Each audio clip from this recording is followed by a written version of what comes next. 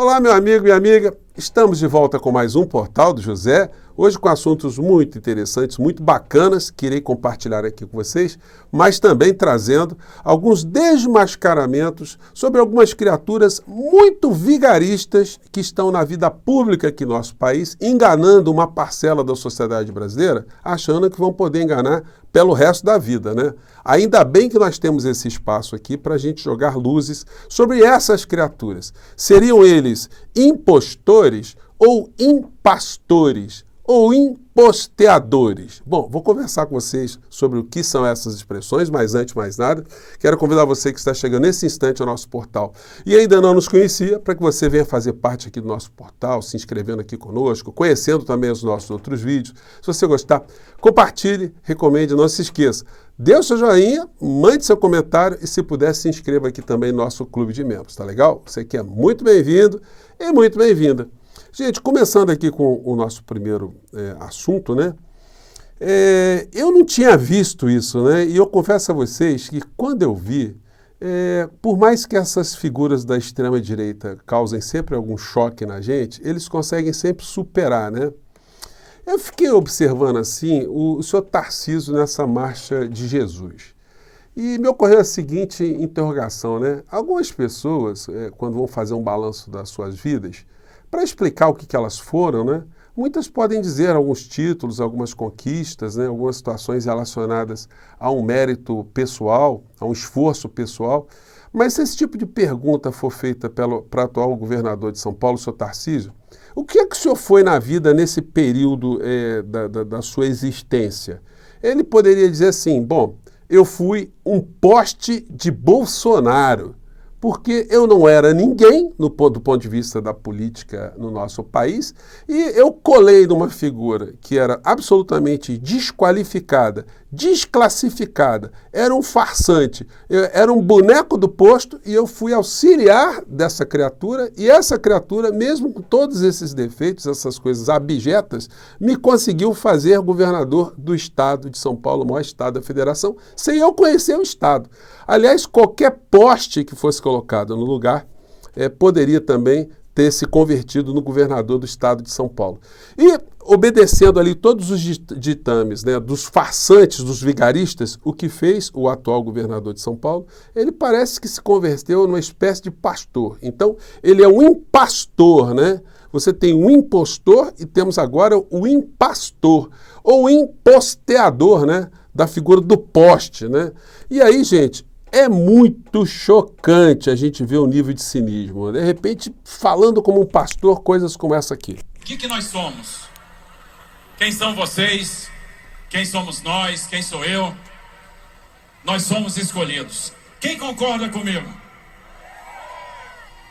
Não, ali teve um pessoal que não concordou, não. Quem concorda que nós somos escolhidos? Gente, é bizarro. Aí mais para frente vai fazendo metáforas, né? Pelo menos nesse aspecto ele ensaiou mais do que o Bolsonaro, que o Bolsonaro não consegue falar nenhum versículo bíblico, né? Esse aqui vai adiante. Eu sou o Deus de Abraão, eu sou o Deus de Jacó, eu sou o Deus de Isaac. E no final ele passa uma missão para Moisés.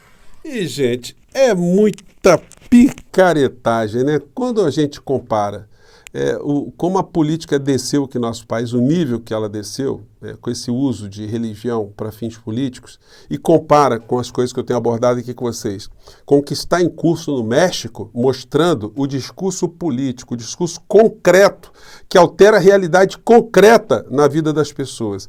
Com isso que está acontecendo aqui no Brasil, esse engodo, realmente, a gente tem que ficar muito feliz de estar acontecendo aqui perto, né? Não tão longe, vamos dizer assim, aqui no México, uma transformação muito grande. Quando acontece essa transformação, que leva junto, né, valores que pessoas como você e eu defendemos, a fraternidade, o humanismo, a solidariedade, enfim, o respeito ao próximo, o respeito ao planeta, o respeito ao meio ambiente, o respeito a uma ética, a uma moral, a princípios, evidentemente a gente se sente prestigiado, né? A gente, por alguns instantes, a gente vai para o México também. Lembrando que nesse domingo às 19 horas vou fazer aqui uma live com vocês para fazer uma análise do que estará acontecendo no México nesse final de domingo, tá? que vai certamente trazer para a gente grandes lições, grandes ensinamentos. E aí, no mundo da picaretagem, né, a gente se depara aqui com a senhora Michele, fazendo aqui um proselitismo, depois a figura do inelegível aparece no final, para dar uma impressão que são um casal, mas na verdade são sócios, né? São negociantes. O afeto aí pode esquecer, gente, não existe isso não. Os dois ali estão cada um pegando uma beirada dessa farsa que eles apresentam como casal, né? E aí a gente vê também outra figura extremamente contaminada falando coisas como essa aqui. Ela fazendo discurso político, e aí vocês vão ver o contraste de um discurso político bandido para um discurso político consequente, concreto, modificador de realidades, né? Disse a criatura hoje. Nas escolas, usando a cultura, sabe? Para afrontar os nossos jovens. Que país é esse? Que gestor... Ela tá criticando a esquerda, né? Não precisa nem dizer o que ela está falando. Que homens e mulheres do mal são esses que querem acabar, destruir com a base que é a família. A gente precisa de uma sociedade curada, livre desse mal. Mas nós estamos aqui e vamos nos posicionar. Olha só, a dona Michele está dizendo que eu e você, que somos humanistas, nós queremos destruir a família. Você quer destruir a família de alguém? Você acorda de manhã cedo, vou destruir uma família, porque eu destruir a família faz parte de um projeto de poder aqui no nosso país. Mas é uma senhora muito adoentada do espírito, da alma, do caráter, né? Então, o que a gente pode esperar? Ela fez um proselitismo ali gigante nessa palestra dela aí, depois ela bota o Bolsonaro, que repete todas aquelas insanidades, né? Que luta contra a ideologia de gênero, contra banheiro isso, contra a adulteração das crianças, e contra o comunismo, contra o socialismo, e fala essa presepada toda. Isso vai funcionando como doses homeopáticas de veneno, que são venenos, né? Que são jogados aí, nas costas, né, nas veias de uma parcela do povo brasileiro, e por isso que pessoas como eu e você, a gente fica extremamente angustiado de não ver uma movimentação política maior, com mais envolvimento, sobretudo das principais lideranças políticas do nosso país, nessa luta política, porque, olha, se isso não for enfrentado, isso continua a ganhar terreno. Se isso não encontra nenhum tipo de barreira, nenhum tipo de racionalidade, acontece o abismo mesmo que a gente fica enxergando que essas pessoas estão atirando outras tantas, né? Ou uma parcela da sociedade. Lá pelas tantas ela falou, me acusaram muitas vezes de ser desonesta, de ter subtraído móveis lá do Palácio do Planalto, e eu não subtraí nada, porque aquilo, enfim, estão inventando essa mentira, essa gente usa o expediente da mentira. Só que tem um negócio, né, senhora Michele? A senhora recebeu lá uma coletânea de cheques, né? E a senhora nunca explicou que cheques são esses, né? E para enfrentar essa gente, como eu tenho dito a vocês, é importante que a gente tenha um discurso proativo, que a gente não tenha aquilo que eu apelidei de bundamolismo político, né? Que a gente não fique com essa ideia o tempo todo. Ah, mas o Centrão ganhou poder, o parlamento é conservador, o parlamento é de direita e o Lula está cercado. Bom, gente, se a situação era assim, né, se é assim, então para que a gente elegeu o Lula? Era melhor ter falado, presidente, olha, não se incomoda com esse troço não, o senhor não vai conseguir fazer muita coisa. Vai pescar, vai cuidar da sua saúde, vai namorar com a Janja, deixa esse troço aqui, olha, não tem jeito. É assim, gente, que a gente tem que tratar as coisas. Isso vai normalizando esse tipo de aberração aqui, ó. É gente que vai se colocando com postos importantes no governo Lula e vai cada vez mais catapultando forças conservadoras, forças extremistas de direita, sem o menor compromisso com o nosso país, sem o menor compromisso com o povo brasileiro. Notícia, oposição em casa. Com ministérios, PP, republicanos e União se afastam do PT nas capitais e optam pelo PL. Então, essa grande base do governo Lula vai fazer a campanha contra o quê? Contra o governo Lula. Contra quem? Contra nós. Vão eleger muitos prefeitos que vão vitaminar também, junto com outros vereadores. E em 2026, quando nós tivermos eleições para a presidência da República, lembrem-se que nós vamos ter a renovação de 2/3 do Senado. E essa gente da extrema-direita, eles estão vitaminando esses postos mais à frente. Então não é coisa para a gente ficar de bobeira com esse discurso aqui, né? Chamada Síndrome de Hard, né? Que era um desenho animado que tinha muito tempo. Se você não conhece, você é mais jovem, era o seguinte, era uma hiena que ficava sempre com o leão da montanha e tudo para ela, não tinha muito jeito, né? Ela falava coisas como essa aqui, ó. Um bom emprego Você disse emprego? Oh, eu já sei que vamos arranjar complicações e vão ser bem feias. Oh, Zaco. Oh, vida, presinto que nós seremos os caçados nesta caçada. Então, tem esse desenho, gente, tinha essa perspectiva, né? Então a gente tem que achar que é o novo normal. O novo normal é assistir o Brasil indo para o ralo, o Brasil ficando com esse discurso misturado política com religião, é o centrão no poder, é o discurso de extrema-direita, enfim. E a gente só, olha, não podemos fazer nada. Não, o presidente da República teve 60 milhões de votos. Esse é um capital político. É hora de enfrentar o que está acontecendo. E eu fico muito irritado porque, em relação às áreas que eu tenho contato, por exemplo, lá na Secretaria de Comunicação Social, eu já mandei vídeo, já mandei projeto, já escrevi, já participo de live.